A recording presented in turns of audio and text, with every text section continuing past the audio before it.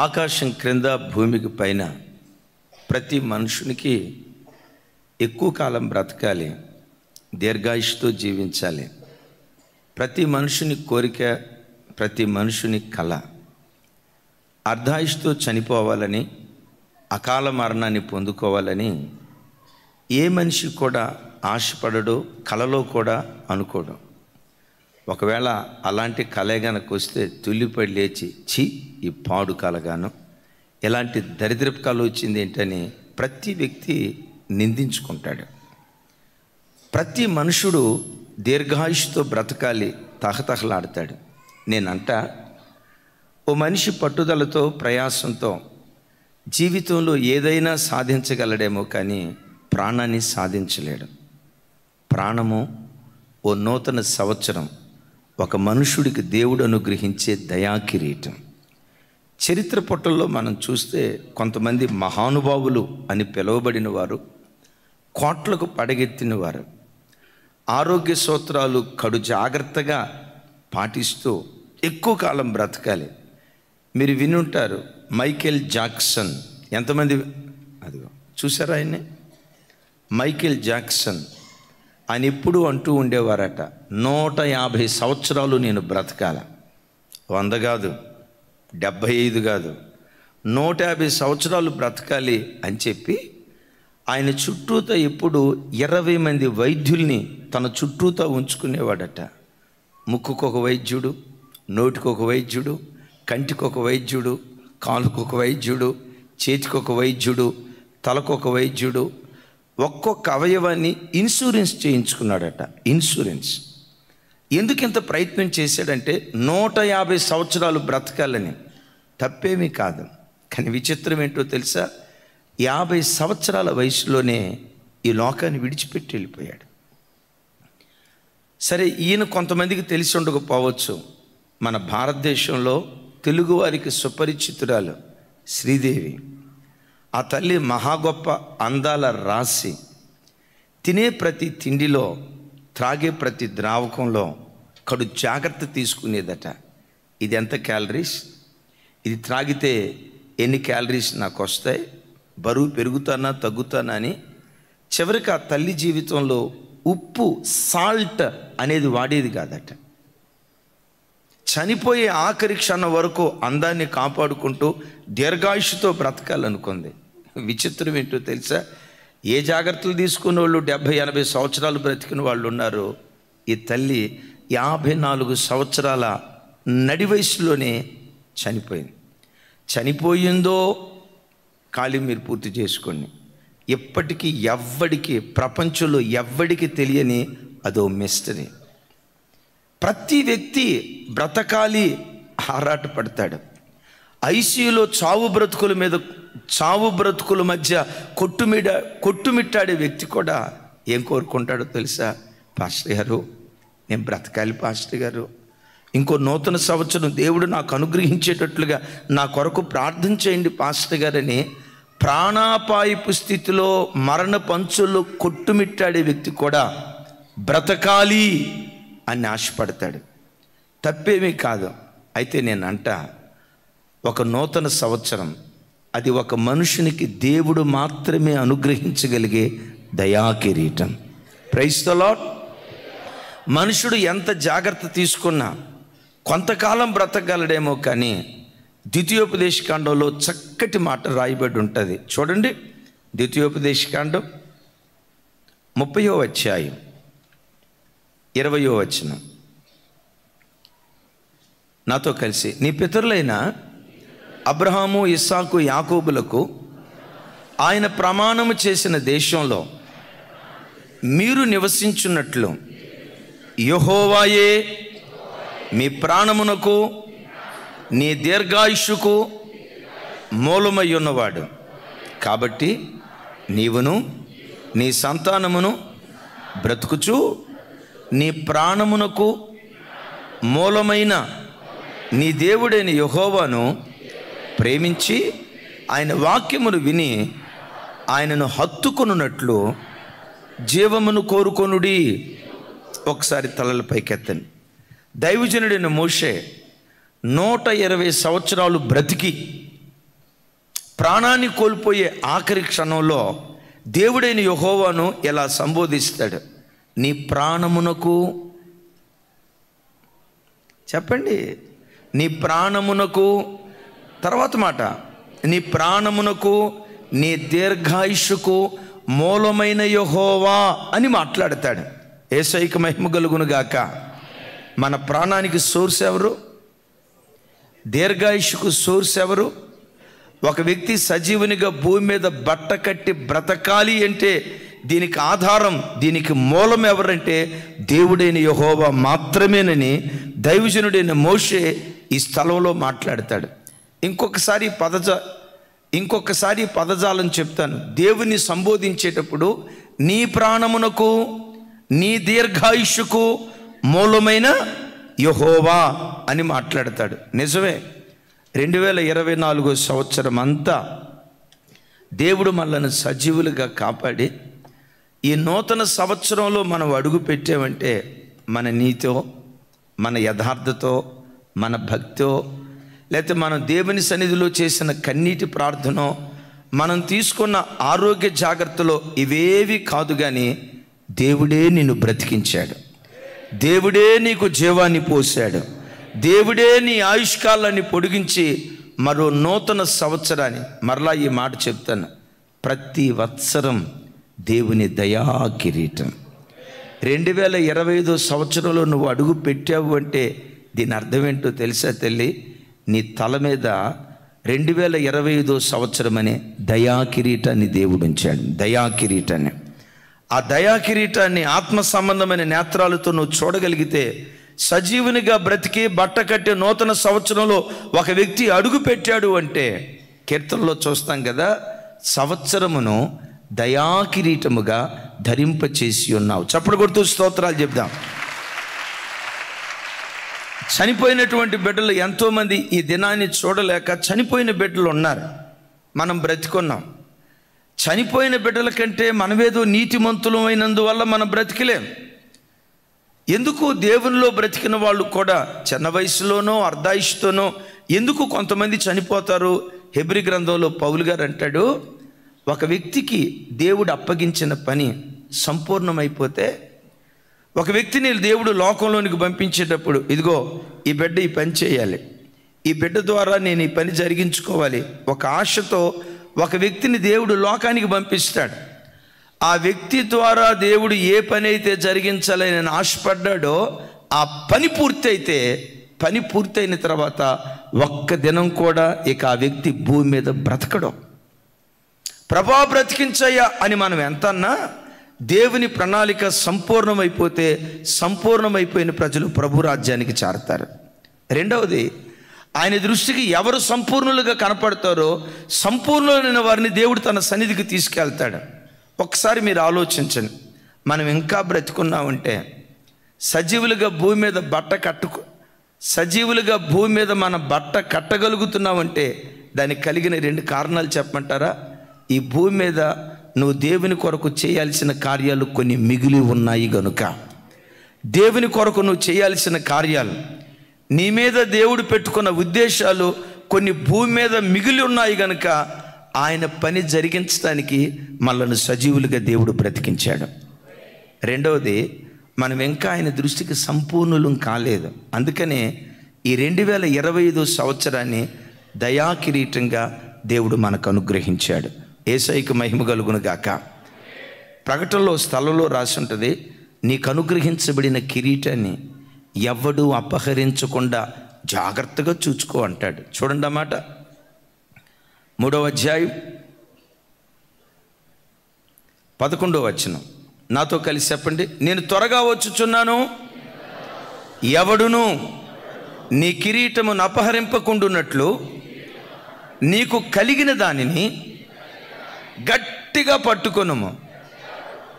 అందరు నా వైపు చూడు. మన తల మీద దేవుడు ఏముంచారు? పెద్దగా చెప్పాలి. దయా అనే కిరీటాన్ని మన తల మీద ఉంచాడు. మన తల మీద ఏ కిరీటాన్ని అయితే దేవుడు ఉంచాడో ఆ కిరీటాన్ని అపహరించాలని ఒకడు ప్రయత్నం చేస్తూ ఉంటాడు. అంటాడు భక్తుడు ఇక్కడ, నీ కిరీటమును ఎవడు అపహరింపకుండా ఉండునట్లు జాగ్రత్తగా ఉండు, నీవు కలిగిన దాన్ని గట్టిగా పట్టుకో అంటాడు. ఈ 2025 సంవత్సరం అంతా మన తల మీద దేవుడుంచిన ఆ దయా కిరీటాన్ని జాగ్రత్తగా కాపాడుకునే కృప దయగల దేవుడు మనందరికీ దయచేయునుగాక. ఎస్, ప్రతి సంవత్సరం దేవుని దయా కిరీటం అని అన్నాం కదా. ఆయన దయా కిరీటం మన తల మీద ఉండి అది ఏ పనులు చేయటం ప్రారంభిస్తుందో ఒక్క 4 విషయాలు చెప్తాను. మన తల మీద నిలిచి ఉన్న ఆ దయా కిరీటం దైవికమైన దాహాన్ని ప్రతి క్షణం మన గుండెల్లో పుట్టించటం ప్రారంభిస్తాయి. ఏ దాహం? లౌకికమైన దాహం ఉంటుంది, అపవిత్రమైన దాహం ఉంటుంది, శరీర సంబంధమైన దాహం ఉంటుంది. వీటన్నిటికి మించి దైవికమైన దాహం. ఒక వ్యక్తి అంతరంగంలో దైవికమైన దాహం కలగటానికి కలిగిన కారణం ఏంటంటే ఆ వ్యక్తి తల మీద నిలిచిన దయా కిరీటం ఆ వ్యక్తి లోపటి నుంచి దైవికమైన దాహాన్ని పుట్టిస్తుంది. చూడండి ఆ మాట. అపోస్తుల కార్యాలు 7వ అధ్యాయం 46వ వచనం. అతడు దేవుని దయ పొంది, అందరూ చెప్పాలి, అతడు దేవుని దయ పొంది యాకోబు యొక్క దేవుని నివాస స్థలము కట్టగోరెను. నా వైపు చూడండి. ఎవరు అతను? ఎవరు అన్నారు? అదే చెప్పేది ఏదో డౌట్ లేకుండా చెప్పండి. మీ మీద మీకు డౌట్ ఉంటే అట్ట. ఎవరతను? దావీదు. దావీదు దేవుని దయ పొంది యాకోబు దేవునికి ఒక నివాస స్థలము కట్టగోరెను. దావీదు మనసులో ఏ కోరిక బయలుదేరిందట? దావీదు మనసులో ఏ కోరిక బయలుదేరిందట? యాకోబు దేవునికి ఒక నివాస స్థలము కట్టాలి అనే కోరిక బయలుదేరిందట. సహజంగా ఏ వ్యక్తికైనా తప్పేమి కాదు, నేను నివసించడానికి ఒక మంచి ఇల్లు కట్టుకోవాలి, తప్పేమి కాదు. ఇలాంటి కోరిక బయలుదేరుతుంది. అరే, నేను రాజు నివసించడానికి ఒక అందమైన రాజభవనాన్ని కట్టుకోవాలి, ఈ కోరిక బయలుదేరుతుంది, తప్పేవి కాదు. కానీ విచిత్రం ఏంటంటే దావీదు గుండెల్లో బయలుదేరిన కోరిక యాకోబు దేవునికి నివాస స్థానం కట్టాలి. ఒక మాట అడుగుతా, దావీదా, ఈ కోరిక నీకెందుకు కలిగిందయ్యా? నీ కలగటానికి కారణం ఏంటయ్యా? దావీదుని అడిగితే దావీదేమంటాడు తెలుసా? నేను దేవుని దయ పొందాను గనుక నా గుండెలో నుండి ఒక దైవికమైన దాహం పుట్టుకొని వచ్చింది. Praise the Lord. ఒకసారి మీరు ఆలోచించండి. 2025 సంవత్సరం అడుగు పెట్టక మునుపు 2024 సంవత్సరం చివరి నుండి ఒక్కొక్కరి హృదయాల్లో, దేవా 2025 నీ కొరకు నేను బ్రతకాలి, ఒక ఖచ్చితమైన భక్తి జీవితం చేయాలి. ఒకప్పుడు లోకానుసారుడిగా బ్రతికా, ఇక అలా బ్రతకనయ్యా, నీ కొరకు నేను బ్రతుకుతానయ్యా అని డిసెంబర్ నెల చివరి దినాల్లో అంతరంగంలో సంఘర్షణ జరిగింది కదా. నీ కొరకు బ్రతకాలని ఎన్నెన్నో హృదయంలో తీర్మానాలు చేసుకున్నాం కదా. చేసుకున్నావా లేదా? హృదయంలో ఆలోచనలు బయలుదేరాయా లేదా? రోజుకొచ్చి 3 గంటల ప్రార్థన చేయాలి, 3-4 అధ్యాయాలు చదవాలి, ఈ ఆశలు ఆలోచనలు బయలుదేరాయా లేదా? ఎందుకు బయలుదేరాయో తెలుసా? దేవుని దయ నీ అంతరంగంలో పనిచేసింది కనుక. 2 రోజుల క్రితం ఒక అన్న వచ్చి ఏడుస్తున్నాడు. 55 సంవత్సరాల వయసు. నా చేతులు పట్టుకొని ఏడుస్తా ఏమన్నాడు తెలుసా? అన్నా, నేను యవ్వన వయసులో బాప్తిస్మం తీసుకున్నా, చాలా సంవత్సరాలు భక్తిగా బ్రతికా, కొంతకాలం తర్వాత ఎందుకో సాతాను గడు నన్ను మింగేశాడు. దేవుల్లో బ్రతకాలని ఎంత ఆశపడ్డా బ్రతకలేకపోయా, నా ఆత్మీయ బలిపీఠం పడిపోయింది. ఏడుస్తూ అన్నాడు, అన్నా 2024 సంవత్సరం శుద్ధీకరణ కోటాల్లో పాలుపంపులు పొందాను. జార్జన్ చెప్పిన వాక్యం కానీ, దైవ సేవకురాలు చెప్పిన వాక్యం కానీ, అజయన్న చెప్పిన వాక్యం కానీ, మీరు చెప్పిన వాక్యం కానీ నా హృదయాన్ని కదిలించిందన్నా. దేవుని కొరకు బ్రతకాలని తీర్మానం చేసుకున్నానన్నా. గడిచిన 5 రోజుల నుంచి, గడిచిన 6 రోజుల నుంచి ఇక లోకం వైపు తిరగకుండా నేను దేవుని కొరకు బ్రతుకుతున్నానన్నా. చేతులు పట్టుకున్న పెద్ద ఆయన ఏడుస్తూ ఏమన్నాడు తెలుసా? ఈ సంవత్సరం దేవుని కొరకు బ్రతకాలని ఆరాటపడుతున్నాను, దేవుడు నన్ను బ్రతికించేటట్లుగా నా కొరకు ప్రార్థన చేయండి అన్న, నేను దేవుని మార్గంలో నడిచేటట్లుగా నా కొరకు ప్రార్థన చేయండి అన్న. కళ్ళెమ్మటి నీళ్ళు పట పట పట పటమని రాలుస్తున్నాడు. ఎందుకు ఈ సంవత్సరపు చివరి దినాల్లో ఈ మనసు అతని అంతరంగంలో కలిగిందంటే, దైవజనమా, దేవుని దయ ఒక వ్యక్తి మీదకి దిగి వచ్చినప్పుడు దేవుని కొరకు బ్రతకాలనే దైవికమైన ఆశ, ఆకలి ఒక వ్యక్తి అంతరంగంలో బయలుదేరటం ప్రారంభిస్తుంది. చప్పలు కొడుతూ స్తోత్రాలు చెప్దాం. అవును, ఒకసారి మీరు ఆలోచించండి. గడిచిన సంవత్సరం చివరి దినాల్లో ఎన్నో దివ్యమైన ఆలోచనలు నీ లోపల బయలుదేరాయంటే, నీ లోపల బయలుదేరేటట్లుగా చేసింది ఏదో తెలుసా? దేవుని యొక్క దయ, దేవుని దయా సంకల్పం, ఆ దైవికమైన ఆశ మనలో పుట్టించింది. ఇక్కడ అంటాడు, యాకోబు దేవునికి ఒక నివాస స్థలం కట్టాలని దావీదు అంతరంగంలో కోరిక పుట్టిందట. పాత నిబంధన అంతట్లో చూస్తే దేవుని మందిరాన్ని కట్టాలి అన్న మొదటి ఆలోచన కలిగిన వ్యక్తి యాకోబు. రాజుల కాలం ప్రారంభమైంది, న్యాయాధిపతుల కాలం పూర్తయింది. రాజుల కాలం పూర్తయిన తర్వాత దేవునికో చక్కటి మందిరం కట్టాలని ఆరాటపడిన రెండవ వ్యక్తి చెప్పండి ఎవరు? చెప్పాలి ఎవరు? యాకోబు తన బ్రతుకులో తనకి ఏమీ లేని స్థితిలో బేతేలులో ఉన్నప్పుడు, దేవుడు నాకు తోడై నన్ను క్షేమంగా నా తండ్రి ఇంటికి తీసుకొచ్చి తినుటకు ఆహారం, కట్టుకొనుటకు వస్త్రం, ధరించుకొనుటకు వస్త్రం, నా ప్రయాణాలంతటిలో ఆయన నన్ను కాపాడిన యెడల నా రాబడి అంతటిలో 10వ వంతు దేవునికి చెల్లిస్తాను, నా దేవునికి చక్కటి మందిరాన్ని కట్టిస్తాను అన్నాడు. Praise the Lord. అందుకని ఇక్కడ అంటాడు, ఎలా వాడొచ్చు ఈ పదాన్ని, దేవునికి ఒక నివాస స్థలాన్ని దావీదు కట్టగోరెను, దేవుని దయ పొంది అని అనొచ్చు. కానీ ఏమంటాడు? యాకోబు దేవునికి. ఏ దేవునికి? అబ్రహాము దేవుడు కాదా? ఎవరో తల్లి? ఇస్సాకు దేవుడు కాదా? కానీ ఇక్కడ ఏమంటాడు స్పెసిఫిక్గా? అతడు యాకోబు యొక్క దేవునికి. యాకోబు అనే ప్రస్తావన ఎందుకు వచ్చిందో తెలుసా?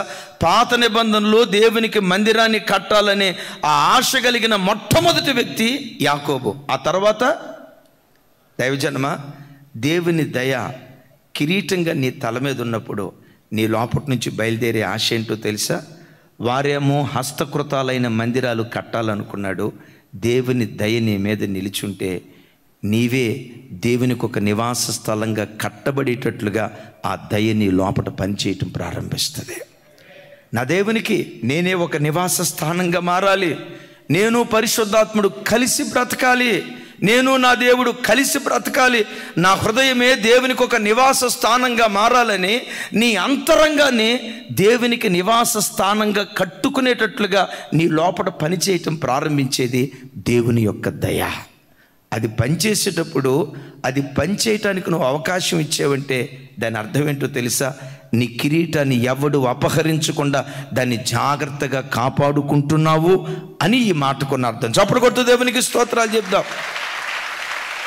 దైవజనమా, కొంతమంది వాళ్ళ గుండెల్లో పుట్టిన ఆశలు ఉన్నాయి చూసారా?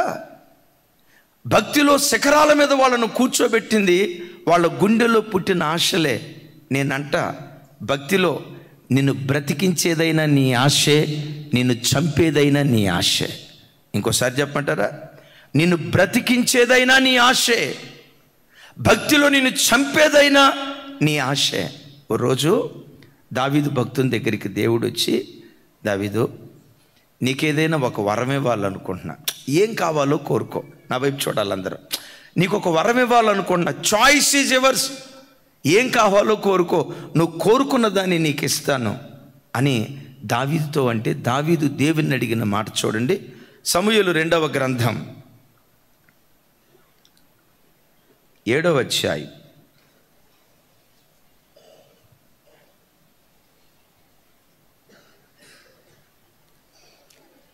28, 29. కొంచెం అందరూ పెద్దగా చెప్పండి. యెహోవా నా ప్రభువా, మేలు దయచేదునని నీవు నీ దాసుడైన నాకు సెలవిచ్చి ఉన్నావే.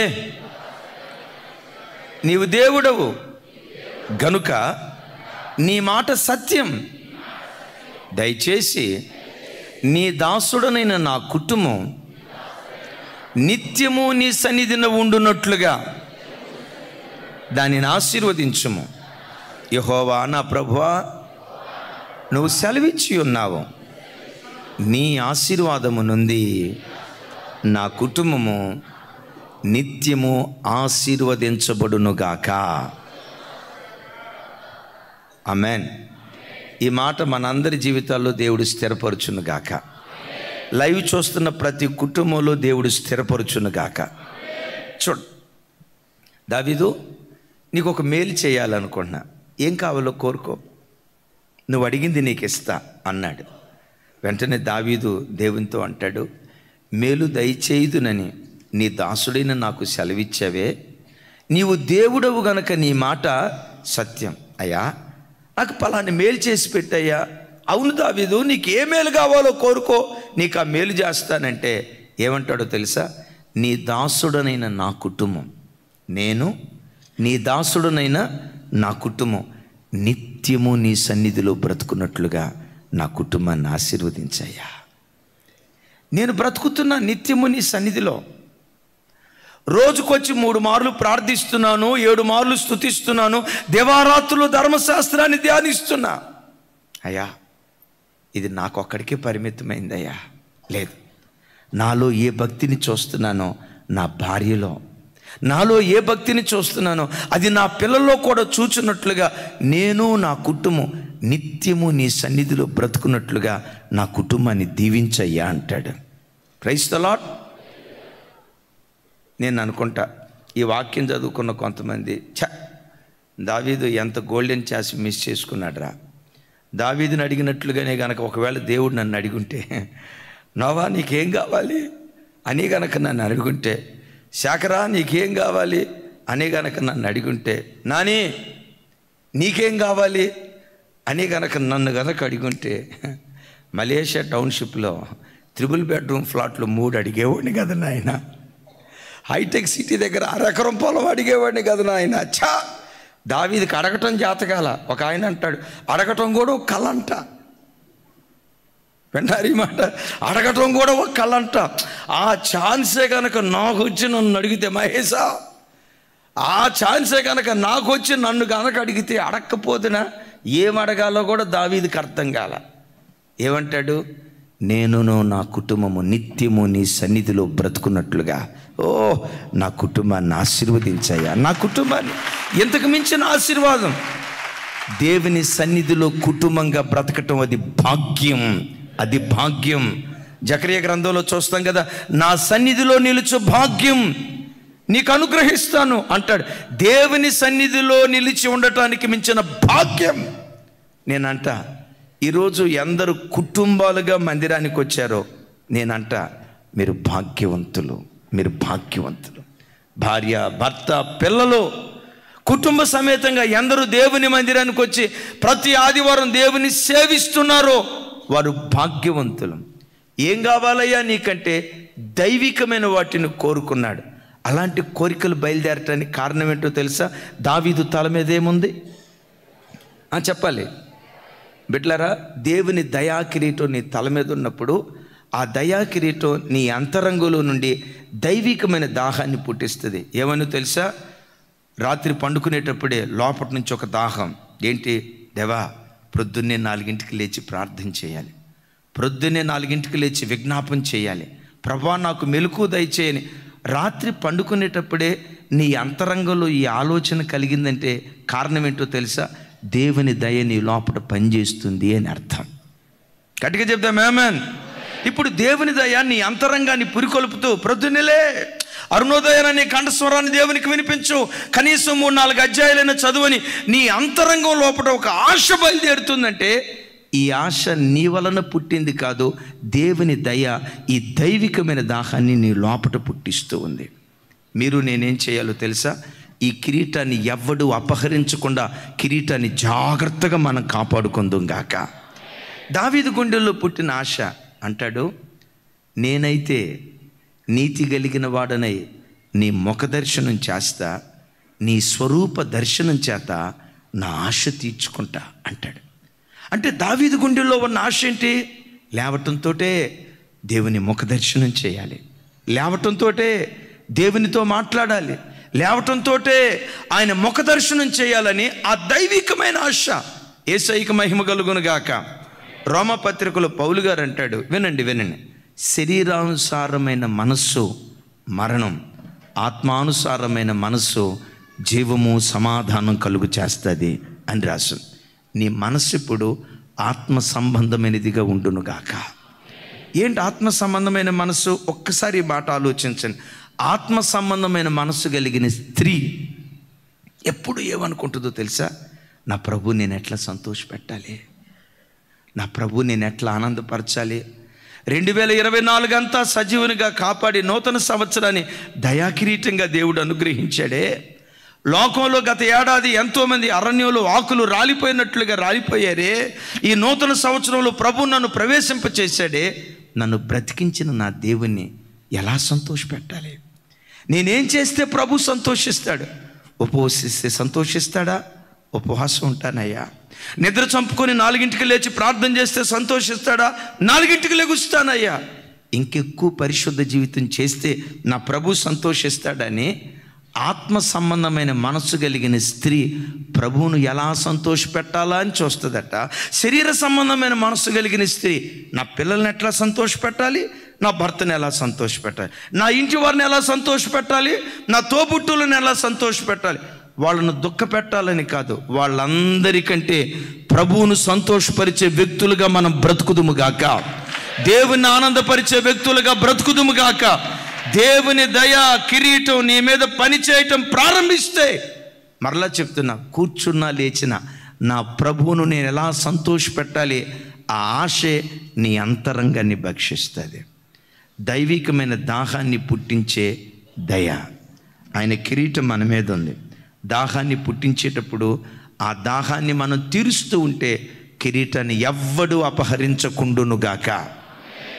రెండవది, దేవుని దయ ఒక వ్యక్తి మీద కిరీటంగా ఉన్నప్పుడు, ఇప్పుడు మీరు అనుకోవచ్చు, అయ్యగారు నా తల మీద ఉందా లేదా దేవుని దయ కిరీటం, నాకేం కనపడలేదే, అద్దం ముందు నిలవబడ్డా నాకేం కనపడలేదే అని అంటారా? మిమ్మల్ని మీరేం చెక్ చేసుకోవద్దు. మీ తల మీద దయా కిరీటం ఉందో లేదో నన్ను అడగండి, నేను చెప్తా. అడగంటారా తల్లి? అమ్మ సుజాత సిస్టర్ అడిగమ్మా, పర్వాలేదు. ఇంటికి వెళ్ళిన తర్వాత రాము బ్రదర్ని అడుగుతావా? నన్ను అడుగుతల్లి. అన్నయ్య నా తల మీద ఉందా లేదా అని నన్ను అడగండి. మీరు అడిగిన అడగకపోయినా చెప్తాను. నిశ్చయంగా మీ తల మీద దయా కిరీటం ఉంది. ఉందని ఎట్లా చెప్తారు? ప్రతి సంవత్సరం దేవుని దయా కిరీటం వాక్యం అంటుంది. ఉందో లేదో క్రాస్ చెక్ చేసుకోవాల్సిన అవసరం లేదు. నూతన సంవత్సరంలో అడుగు పెట్టావు అంటే నువ్వు దయ పొందిన దానివి, దయ పొందిన వాడివి. ఆ దయే దైవిక దాహాన్ని పుట్టిస్తూ, ఆ దయ రెండోది ఏం చేస్తుందో చూడండి అన్నమాట. కీర్తనల గ్రంథం నాతో కలిసి, ఆయన కోపము నిమిషమాత్రం ఉండును, ఆయన దయ ఆయుష్కాలమంతా నిలుచును. సాయంకాలము ఏడ్పు వచ్చి రాత్రంతా ఉండిన ఉదయమున సంతోషము కలుగును. చప్పలు కొడుతూ దేవునికి స్తోత్రాలు చెప్దాం. యేసయ్యకు మహిమ కలుగునుగాక. భక్తుడి స్థలంలో అంటాడు, ఆయన కోపం నిమిషమే, ఆయన దయ ఆయుష్కాలం అంతా ఉంటుంది. ఈ దేవుడు ఎంత ప్రేమ కలిగిన వాడో, ఎంత వాత్సల్యం కలిగిన వాడో చూడండి. నువ్వు ఒక 80 సంవత్సరాలు బ్రతికితే నీ 80 సంవత్సరాల ఆయుష్కాలంలో నీ మీద దేవుని కోపం నిమిషమే ఉంటుందట. తతిమ 79 సంవత్సరాల 364 రోజుల 23 గంటల 59 నిమిషాల పాటు. ఇంకోసారి చెప్పమంటారా? నువ్వు 80 సంవత్సరాలు బ్రతుకుంటే ఈ 80 సంవత్సరాల ఆయుష్కాలంలో 79 సంవత్సరాల 364 రోజుల 23 గంటల చివరి చెప్పండి 59 నిమిషాల పాటు నీ మీద దేవుని దయే నిలిచి ఉంటుందట. కోపం మాత్రం నిమిషం. మన పరిస్థితి చెప్పమంటారా? దేవునికి పూర్తి ఆపోజిట్. మన ఇంటి వారి మీద కానీ, భార్య మీద కానీ, పిల్లల మీద కానీ, భర్త మీద కానీ మనకు ప్రేమ ఉండేది నిమిషమే. ఇక బ్రతుకు కాలం అంతా సిరుబుర్లు, చింతపండే. ఎప్పుడు చూసినా ఈ కుటుంబాల్లో చూడండి, సిరుబుర్లు ఆడుతూ ఉంటారు. ఎక్కడ చూసినా ప్రేమ ఎప్పుడో క్రిస్మస్కి ఒకరోజు వస్తుంది, జనవరి పండుగకు ఒకరోజు వస్తుంది, ఎప్పుడో ఒకసారి వస్తుంది. ఇక ఎక్కువ కాలం మనిషికి కోపమే ఉంటుంది. ఈ దేవుడు ఎవరో తెలుసా? ఆయన కోపము నిమిషమే, ఆయన దయ ఆయుష్కాలం. ఆయన దయ మన తల మీద నిలిచినది కాబట్టి ఆయన మన జీవితాల్లో చేయబోయే కార్యం భక్తుడు ఇక్కడ అంటాడు చక్కటి మాట. సాయంకాలము ఏడ్పు వచ్చి రాత్రంతా ఉండిన ఉదయమున సంతోషం కలుగును అంటాడు. Praise the Lord. దేవుని బిడ్డలుగా మన జీవితాల్లో ఏడ్పు వస్తుంది. సాయంకాలము ఏడ్పు వచ్చి జీవితం అంతా ఉండినా అని అనలేదు, బ్రతుకు కాలం అంతా ఉండినా అని అనలేదు, జీవిత కాలం అంతా ఉండును అని అనలేదు. సాయంకాలము ఏడ్పు వచ్చి రాత్రి అంతా ఉండిన ఉదయమున సంతోషం కలుగును. చప్పలు కొట్టు స్తోత్రాలు చెప్దాం గట్టిగా గట్టిగా గట్టిగా. ఒకవేళ వాక్యం వింటున్న దేవుని బిడ్డలారా, 2024 సంవత్సరం ఒకవేళ సాయంకాలం లాంటిదిగా నీ బ్రతుకులు మిగిలిపోయిందేమో. 2024 సంవత్సరం రాత్రిలాగా ఒకవేళ మిగిలిపోయిందేమో. ఒకవేళ ఈ వాక్యం వింటున్న నీ బ్రతుకులు, అయ్యా ఏడ్పుతో నేను బ్రతుకుతున్నా, జీవితాంతం ఏడ్పే ఉంటుందా? జీవితాంతం దుఃఖమే ఉంటుందా? జీవితాంతం కన్నీళ్ళే ఉంటాయా? జీవితాంతం ఆర్తాధ్వనులతోనే ఒకవేళ నేను బ్రతుకుతూ ఉంటానా? జీవితాంతం ఈ ఏడ్పే నా బ్రతుకులో మిగిలిపోతుందని ఒకవేళ గుండెల్లో కృంగుదలతో ఈరోజు ఈ ప్రార్థనకు వస్తే నా ప్రభు అంటాడు, సాయంకాలము ఏడ్పు వచ్చి రాత్రి అంతా ఉండిన ఉదయమున తప్పకుండా నీకు సంతోషం కలగబోతుంది.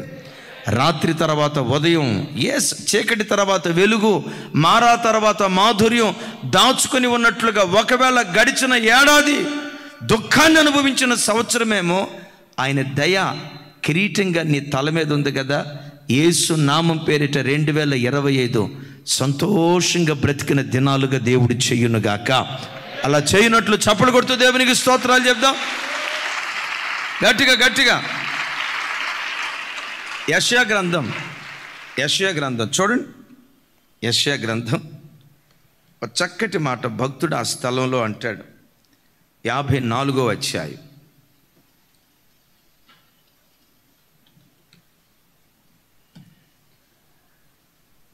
నాతో కలిసి 6వ వచనం అందరూ కొంచెం పెద్దగా చెప్పండి. నీ దేవుడు ఎలాగూ సెలవిచ్చుచున్నాడు. దేవుడు ఎలాగూ సెలవిచ్చుచున్నాడు అని అంటే పోయేది కదా. ఏమంటాడు చెప్పండి? చెప్పాలి. ఎవరి దేవుడు? నీ దేవుడా? మన ఇక్కడ ఏమని రాసిందమ్మా? ఇంకోసారి చెప్పండి. నీ దేవుడు. ఎవరి దేవుడు? ఈ దేవుడు నీ దేవుడా? అరే నాయన, ఇంకోసారి చెప్పండి ఆ మాట. నీ దేవుడు. ఎవరి దేవుడు? ఈ దేవుడు.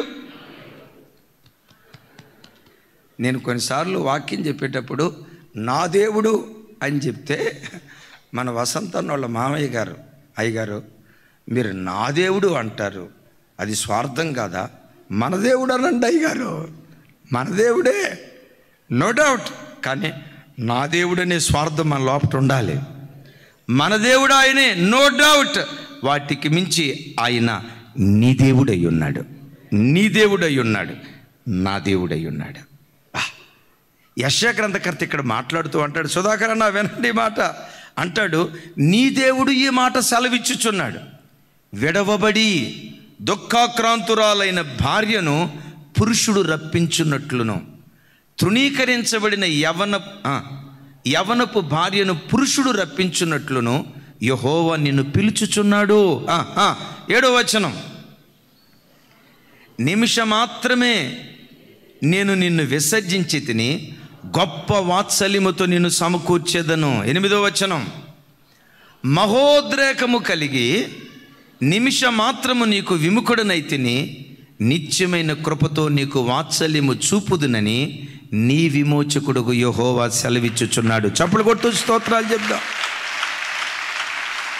అబ్బా, ఈ దేవుని ప్రేమ ఎంత గొప్పదో 8వ వచనం ప్రారంభం నా వైపు చూసి చెప్పండి. మహోద్రేకము కలిగి, ఏం కలిగి? ఉద్రేకం కాదు, ఉద్రేకం కాదు, మహోద్రేకం. మహోద్రేకం కలిగి సంవత్సరం పాటు దేవుడు వారిని విడనాడాడు. మహోద్రేకం కలిగి, ఏమండి మనకు మహాకోపం. ఇప్పుడు ఇంట్లో కోపం వచ్చింది అనుకోండి, భార్యాభర్తలు ఎడమొఖం పెడమొఖం ఒక 2-3 రోజులు ఉంటారు. వాళ్ళు ఇటు వీళ్ళటు. వాళ్ళకి ఏదైనా అవసరం వచ్చింది అనుకోండి, పిల్లల్ని పిలిచి కూరకు డబ్బులు లేవు, మీ డాడీని అడగరా. వాళ్ళు ఉంటారు కదా మధ్యవర్తులు. వాడు వచ్చి, డాడీ ఇంట్లో కూరకు డబ్బులు లేవంటే డాడీ అని అడిగి చెప్తే, ఆ జేబులో ఉన్నాయి తీసుకోమను. ఏ కూర ఉండమని అడుగుతుంది డాడీ, ఏదో ఒకటి వండి సావమను. ఆ ఒక్కడిని అంటది, అంటే నేను చస్తే ఇంకో పెళ్లి చేసుకుందామనే. ఈ ముసలోడు ఇటు తిరిగి ముసి నవ్వులు నవ్వుతూ ఉంటాడు. చూడండి ఒకసారి, మనుషుల మధ్యలో కోపం వచ్చిందనుకో, 2-3 రోజులు స్ట్రైక్, బంద్, రాస్తారోకు. ఒకవేళ కోపం తారాస్థాయికి వచ్చిందనుకోండి, 1 నెల 2 నెలల మా తల్లి 3 నెలల బలకొండు. ఈ దేవుడు ఎలాంటి వాళ్ళు తెలుసా? మహోద్రేకం, ఉద్రేకం కలిగి కాదు, మహోద్రేకము కలిగి నిమిషం మాత్రమే నిన్ను విడనాడాను, మహావాత్సల్యముతో కృపతో నేను మిమ్మల్ని సమకూర్చబోతున్నాను అంటాడు. చప్పలు కొడుతూ స్తోత్రాలు చెప్దాం. కొన్ని సందర్భాల్లో దేవుడు కోపపడి మనల్ని కొడతాడు. సాయంకాలం వస్తుంది, రాత్రి వస్తుంది. అయితే నీ జీవితంలో ఎదురైన రాత్రి జీవితాంతం ఉండదు. సాయంకాలము ఏడ్పు వచ్చి రాత్రి అంతా ఉండిన ఉదయమున తప్పకుండా సంతోషం కలిగే దినాలు నిశ్చయంగా దేవుడు అనుగ్రహించునుగాక. నా హృదయపు లోతులో నుంచి విశ్వాసంతో ఈ మాట మాట్లాడుతున్నాను. 2025 నవ్వే దినాలు దేవుడు నీకు అనుగ్రహించునుగాక. సంతోషంగా బ్రతికే దినాలు దేవుడు నీకు అనుగ్రహించునుగాక. నీ అంగలార్పు నాట్యంగా మార్చబడిన దినాలు దేవుడు నీకు అనుగ్రహించునుగాక. ఏడ్చిన చోటే, కృంగిన చోటే గంతులేసే దినాలు దేవుడు నీకు అనుగ్రహించునుగాక. బూడిదకు ప్రతిగా స్తుతి వస్త్రాన్ని దేవుడు నీకు అనుగ్రహించునుగాక. 2024 ఏడుస్తూ వచ్చావేం, 2024వ తారీఖు రాత్రి కూడా ఈ సంవత్సరం ఎలా ఉండబోతుందో, ఈ సంవత్సరం నా పిల్లలను, నా కుటుంబాన్ని దేవుడు ఎలా నడిపిస్తాడో గుండెల్లో తెలియని ఒక బాధ, ఒక దిగులు పెట్టుకొని ఏడుస్తూ నూతన సంవత్సరంలో నువ్వు అడుగుపెట్టావేమో. నా ప్రభు ప్రమాణపూర్వకంగా చెప్తున్నాడు, మహోద్రేకం కలిగి నిమిషం మాత్రమే మిమ్మల్ని విడనాడాను. సాయంకాలము ఏడ్పు వచ్చి రాత్రి అంతా ఉండిన ఉదయం 2025 సంతోషం కలిగే దినాలు దేవుడు మీకు అనుగ్రహించునుగాక. అయితే దేవుని దగ్గరకు వచ్చేటప్పుడు ఎలా మనం రావాలో 6వ వచనంలో చక్కటి మాట అంటాడు. చూడండి ఆ మాట ఒకసారి. యెషయా గ్రంథం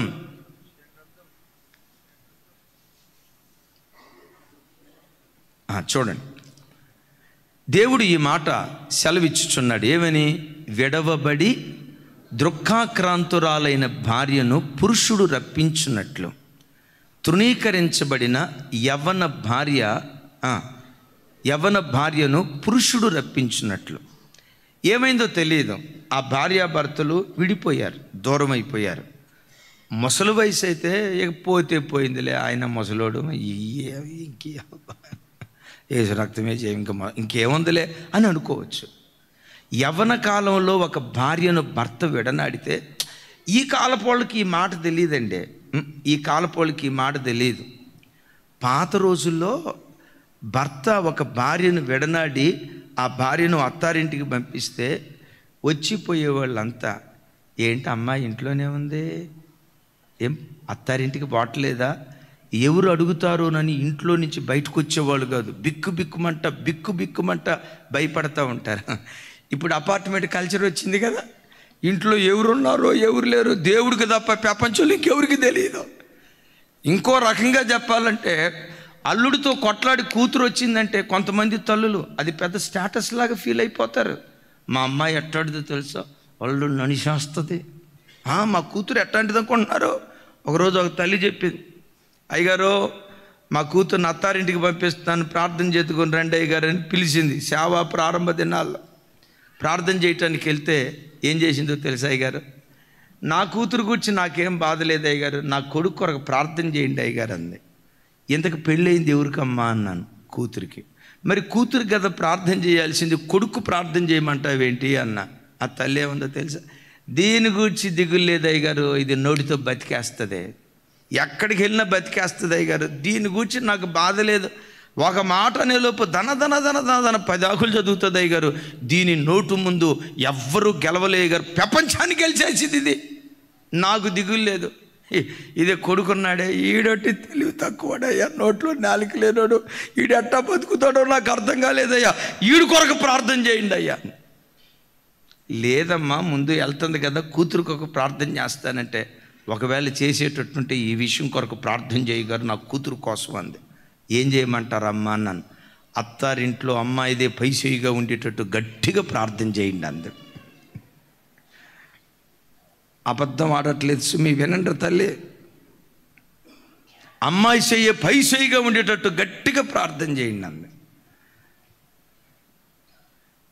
నేను కనుక ఈ విషయం గట్టిగా ప్రార్థన చేస్తే ఆ భార్యాభర్తలు కూడా గట్టిగానే విడిపోతారు తల్లి. నాకేం దిగులు లేదు అయ్యగారు, ఇది నోటితో గెలిచేస్తుంది ప్రపంచాన్ని అంది. సరే ప్రార్థన చేశాను. ఆ ప్రార్థన చేయలేదులేండి, ప్రార్థన చేసి పంపించాను. మొత్తానికి 4 రోజుల తర్వాత కూతురు వచ్చేసింది. ఆ తల్లి కనపడి ఏడుస్తుంది.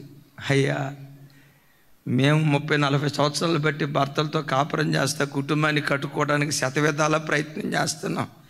4 రోజుల్లో నా కూతురు కాపురం అంతా జుట్టేసి ముగింపులో ఉంది. అయినా శాతైన కాపురం ఎన్ని రోజులు చేయాలి అయ్యగారు?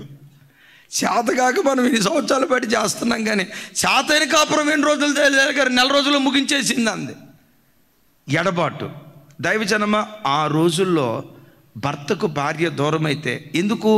భార్య పూర్తిగా భర్త మీద ఒకప్పుడు డిపెండెంట్, ఇప్పుడు సెల్ఫ్ సపోర్ట్. ఉద్యోగస్తులే చదువుకుంటున్నారు కదా, ఉద్యోగాలు చేసుకుంటున్నారు, వ్యాపారాలు చేసుకుంటున్నారు కదా, ఆడు వస్తే వచ్చాడు, లేకపోతే లేదు. ఆడు కాకపోతే ఇలాంటి పరిస్థితి ఈ రోజుల్లో ఉంది. ఆ రోజుల్లో పరిస్థితి ఏంటో తెలుసా?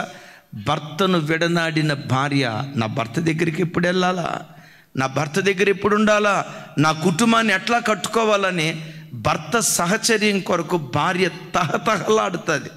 అంటాడు, ఇజ్రాయేలు, మీరు నా దగ్గరకు వచ్చేటప్పుడు విడనాడిన భార్య భర్త దగ్గరికి రావటానికి తహతహలాడినట్లుగా నా సన్నిధికి రావటానికి మీరు తహతహలాడితే, కోపంతో మహోద్రేకంతో నిమిషం మాత్రమే మిమ్మల్ని విసర్జించనేమో, నిత్యమైన వాత్సల్యంతో మిమ్మల్ని నేను కట్టబోతున్నాను అన్నాడు. దైవజనమ, ఒకసారి చూడండి. ఒకవేళ 2024లో నువ్వు దేవునికి దూరమై ఈ 2025 సంవత్సరంలో అడుగుపెట్టిన ఈ 4 రోజులు పడుతూ లేస్తూ ఒకవేళ నీ ఆత్మీయ యాత్ర కొనసాగుతూ ఉంటే, నా ప్రభు అంటున్నాడు, విడనాడిన భార్య తన భర్త దగ్గరకు వచ్చేటప్పుడు తహతహలాడుతూ ఎలా తన భర్త దగ్గరకు వస్తుందో, ఈ 2025 సంవత్సరం మొట్టమొదటి పునరుద్ధానపు దినాన నువ్వు నీవు నా దేవుని దగ్గరికి ఆ రీతిగా నువ్వు రాగలిగితే, భర్తకు దూరమైపోయిన భార్య, భర్త సహచర్యానికి దూరమైపోయిన భార్య నా కుటుంబాన్ని కట్టుకోవాలి, నా సంసారాన్ని కట్టుకోవాలని తహతహలాడుతూ వచ్చినట్లుగా ఈ 2025 సంవత్సరం మొట్టమొదటి పునరుద్ధానపు దినాన నా భక్తి జీవితాన్ని కట్టుకోవాలి, నా పరమ యజమానుడు నా యేసుక్రీస్తు సహచర్యం నాకు కావాలని ఆశతో నువ్వు వస్తే, నిత్యమైన కృపతో నీ బ్రతుకును నా దేవుడు కట్టునుగాక, నిత్యమైన వాత్సల్యం మన బ్రతుకులో దేవుడు చూపించునుగాక. సాయంకాలము ఏడ్పు వచ్చి రాత్రంతా ఉండిన ఉదయమున సంతోషం కలిగేటట్లుగా నా దేవుడు చేసి, ఒక్క మాటలో చెప్పాలంటే, ఆయన దయ నీ మీద నిలిచినప్పుడు ఆర్తధ్వనులను ఆనందధ్వనులుగా దేవుడు మారుస్తాడు. ఆర్తధ్వనులను ఆనందధ్వనులుగా మారుస్తాడు. ఆయన దయ కిరీటంగా మన తల మీద నిలిచినప్పుడు మూడవది ఏం జరుగుతుందో హెబ్రీయులకు రాసిన పత్రిక చూడండి. హెబ్రీయులకు రాసిన పత్రిక బహు చక్కటి మాట, 43వ అధ్యాయం 8వ అధ్యాయం 12, 13 వచనాలు. నాతో కలిసి చెప్పండి. నేను వారి దోషముల విషయమై దయ కలిగి వారి పాపములను ఇంకెన్నడూ జ్ఞాపకము చేసుకొననని ప్రభువు సెలవిచ్చుచున్నాడు. చప్పడు కొడుతూ దేవునికి స్తోత్రాలు చెప్దాం. 12వ వచనం. నేను వారి దోషముల విషయమై దయ కలిగి వారి పాపములను ఎన్నడూ ఇకను జ్ఞాపకము చేసుకొనను. అవును, 2024 సంవత్సరం చివరి దినాల్లో శుద్ధీకరణ కూటాలు జరిగాయి కదా. మీరందరూ దేవుని సన్నిధికి వచ్చారు కదా. బాల్య దినాల నుంచి మీరు చేసిన పాపం, తెలిసి తెలియక మీరు చేసిన తప్పులను గూర్చి దేవుని సన్నిధిలో పశ్చాత్తాపడ్డారు కదా. ఆయన దయ మన తల మీద కిరీటంగా వచ్చింది అని మనం విన్నాం కదా. దయ కిరీటంగా మన తల మీదకి వచ్చిన తర్వాత దేవుడు అంటాడు, నీ దోషములను ఇంకెన్నడు నీ దోషములను ఇంకెన్నడు, నీ అపరాధములను ఇంకెన్నడు నేను జ్ఞాపకం చేసుకోను. ఎందుకు జ్ఞాపకం చేసుకోవయ్యా?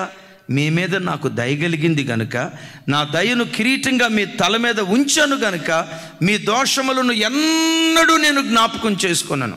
యెషయా గ్రంథంలో మరో చక్కటి మాట రాసి ఉంటుంది. 43వ అధ్యాయం చూడండి, 25, 26.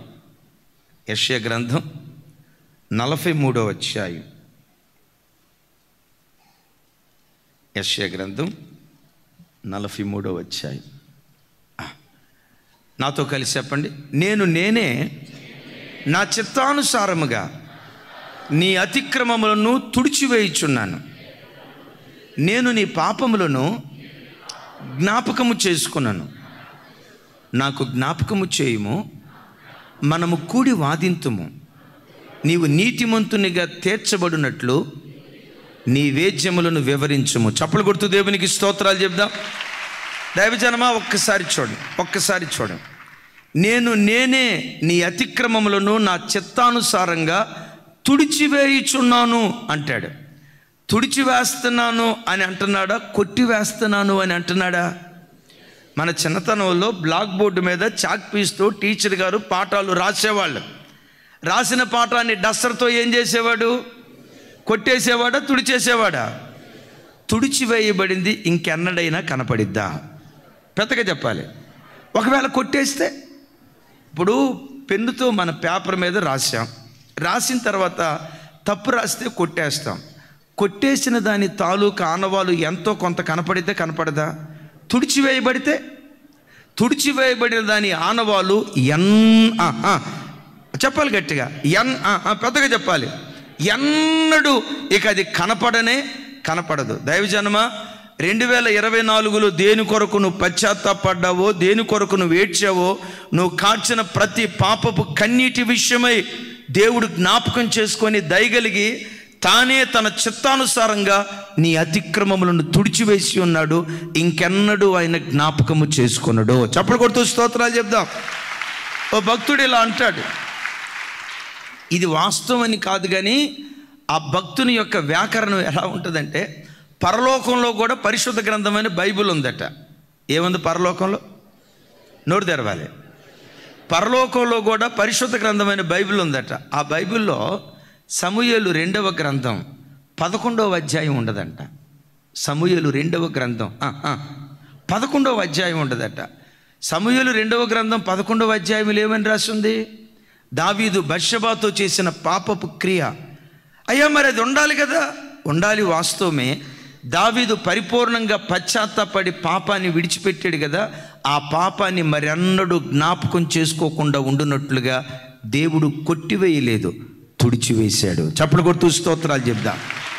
బిడ్లారా, తుడిచివేసి ఈ సంవత్సరం ఏం చేయబోతున్నాడు తెలుసా? ఒక్కొక్క బిడ్డ పట్ల తన దయ చూపబోతున్నాడు. ఆయన దయ చూపే కొలది మనం ఏమి నేర్చుకోవాలో తెలుసా? ఆయన నీతిని నేర్చుకోవాలి. యెషయా గ్రంథం చూడండి, 26వ అధ్యాయం. బహు చక్కటి మాట. అందరూ బైబిల్ తెరవండి. 26వ అధ్యాయం 10వ వచనం. 26, 10. ఎంత విచిత్రమైన మాట చూడండి.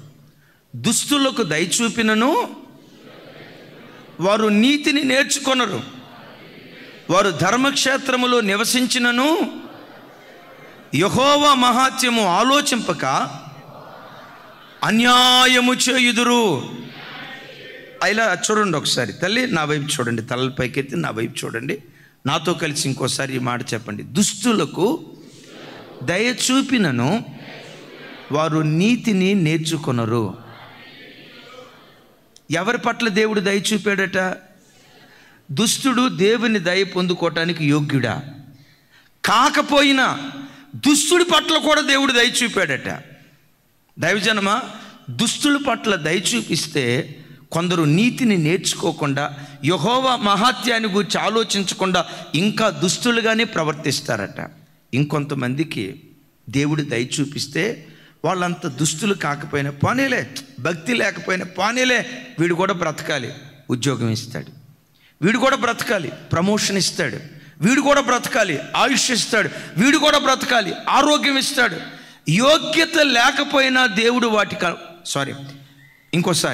యోగ్యత లేకపోయినా దేవుడు ఆ వ్యక్తికి వాటిని అనుగ్రహించినప్పుడు, నేను యోగ్యుడిని కాకపోయినా దయదలిచి నూతన సంవత్సరాన్ని ఇచ్చాడే, యోగ్యురాల్ని కాకపోయినా దయదలిచి బ్రతుకు తెరువు నిమిత్తం చక్కటి ఉద్యోగం ఇచ్చాడే, యోగ్యురాల్ని కాకపోయినా నాకు సంతానం ఇచ్చాడే, యోగ్యురాల్ని కాకపోయినా ఉండటానికి ఒక చక్కటి ఇంటిని ఇచ్చాడే, యోగ్యుణ్ణి కాకపోయినా చక్కటి వ్యాపారాన్ని ఇచ్చాడే, అయోగ్యుణ్ణైనా ఎంత దయ చూపాడే. ఆ దయ చూపిన దేవునికి కృతజ్ఞతగా బ్రతకాలని, ఒకప్పుడు నీతి లేకపోయినా దేవుని దయ పొందిన తర్వాత నీతిపరులుగా బ్రతకటం ప్రారంభిస్తారు కొంతమంది. ఒక్కసారి చూడండి, ఈ రెండు గుంపుల్లో ఏ గుంపులాగా నువ్వు ఉండాలని కోరుకుంటున్నావు? దుష్టుడికి దయ చూపినా ఏమి నేర్చుకోలేదు చెప్పాలి. దైవజనమా, మనం దేవుని దృష్టి ఎదుట తగినంత భక్తి జీవితం చేయకపోయినా నూతన సంవత్సరంలో అడుగు పెట్టామంటే దేవుని దయ కిరీటంలాగా మన మీద ఉందని దీని అర్థం. అయితే ఇప్పుడు ఏం చేయాలో తెలుసా? దయతలచి నూతన సంవత్సరం ఇచ్చిన తర్వాత నీతిని నేర్చుకుని ప్రజలుగా మనం బ్రతకాలి. ఒకప్పుడు నీ బ్రతికేమైనా అయి ఉండొచ్చు, ఒకప్పుడు నువ్వు ఎలాగైనా బ్రతికుని ఉండొచ్చు. దేవా, యోగ్యత లేకపోయినా దయతలచి నూతన సంవత్సరాన్ని ఇచ్చేవు కదా, ఇక మీదట నీతి నేర్చుకుంటూ నీ కొరకు నేను బ్రతుకుతానయ్యా. ఇద్దరు సంగతి చెప్తాను, నాతో కలిసి చెప్పండి. యెరోబాము, రెండవది పౌలు. మొదట ఆయన ఎవరు? శుద్ధీకరణ కోటాల్లో చెప్పాం. యోధా ప్రాంతం నుంచి వచ్చిన ప్రవక్త, బలిపీఠమా బలిపీఠమా నువ్వు బ్రద్దలైపోతావు అన్నాడు. కళ్ళ ఎదుట, యెరోబాము ఎదుట బలిపీఠం బ్రద్దలైపోయింది. నన్ను గూర్చి ఎలా నువ్వు మాట్లాడతావా, ఆగు నీ పని చెప్తాను, వీనిని పట్టుకొనండి అని యెరోబాము చెయ్యి చాపాడు. చాపిన తోడని చెయ్యి ఏమైపోయింది? ఎండిపోయింది, దించలేకపోయాడు. బలిపీఠం బ్రద్దలైపోయిందా? విచిత్రం. చెయ్యి ఎండిపోయిందా? ఎండిపోయిన తోడనే యెరోబాము అంటాడు, దైవజనుడా నా చెయ్యి బాగుపడినట్లుగా నా కొరకు ప్రార్థన చెయ్యి అన్నాడు. దైవజనుడు ప్రార్థన చేశాడు. మిమ్మల్ని అడుగుతా, ఆ చెయ్యి బాగైందా లేదా? పూర్వపు స్థితి వచ్చిందా లేదా? మరలా రాజుగా పరిపాలన చేశాడా లేదా? చెప్పాలి. 23 సంవత్సరాలు పరిపాలన చేశాడు. నేనంట, ఎంత దుష్టుడైనా దేవుడు దయ చూపించాడా లేదా? మిమ్మల్ని అడుగుతా, ఎంత దయ చూపిస్తే నీతి నేర్చుకున్నాడా? చూడండి ఆ మాట. రాజుల మొదటి గ్రంథం, చిన్న ఇజ్రాయేల్ చదువు, 13వ అధ్యాయం 33వ వచనం. 33వ వచనం. ఇక లాస్ట్, ఈ సంగతి అయిన తరువాత యెరోబాము తన దుర్మార్గతను విడిచిపెట్టక, చాలు ఏం విడిచిపెట్టలేదట?